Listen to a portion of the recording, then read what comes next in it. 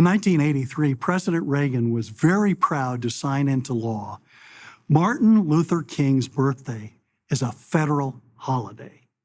Martin Luther King and Ronald Reagan had this definitely in common.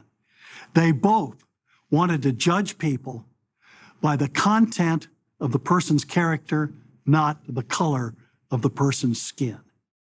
President Reagan had an early experience dealing with racism, and I'd like to describe how he dealt with it.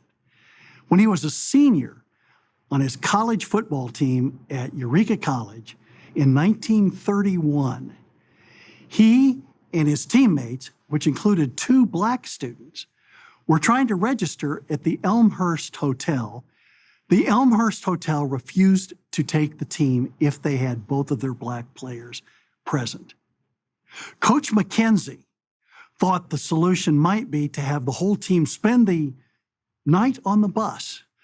Ronald Reagan was not as enthusiastic about that. He thought that if they did poorly, Eureka was undefeated at the time. He thought that if they did poorly in the game, the black players would have to bear some of the responsibility.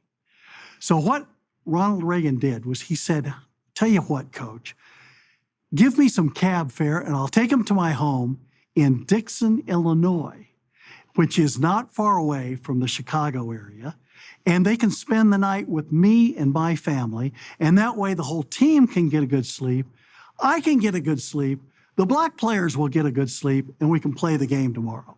Ronald Reagan brought those 2 players, William Franklin Burghardt and Jim Rattan, to his home. His parents welcomed them, no questions asked. "Good, Ron, we're glad to have you with some of your college teammates. Come on in."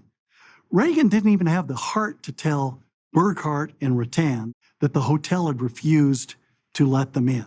They both said they knew it, but Reagan was so embarrassed that such racism existed that he wouldn't even tell them, and they spent the night at his house. The next day, they came back and they played in the game. It's important to think about Ronald Reagan. Burghardt, who he called Bergie, was a center on the team. Reagan was a guard right next to the center. Rattan was a tackle. One was to Reagan's left, one was to Reagan's right. They were on the line at Eureka College. Ronald Reagan believed in them as teammates, as equals. President Reagan was totally repelled by the concept of identity politics. He believed that if we would judge one another by the character that we convey rather than by the skin color, that we as a nation would be able to be more productive, we could be able to value what really needs to be valued, and we could overcome some of the racial tragedies in our nation's history.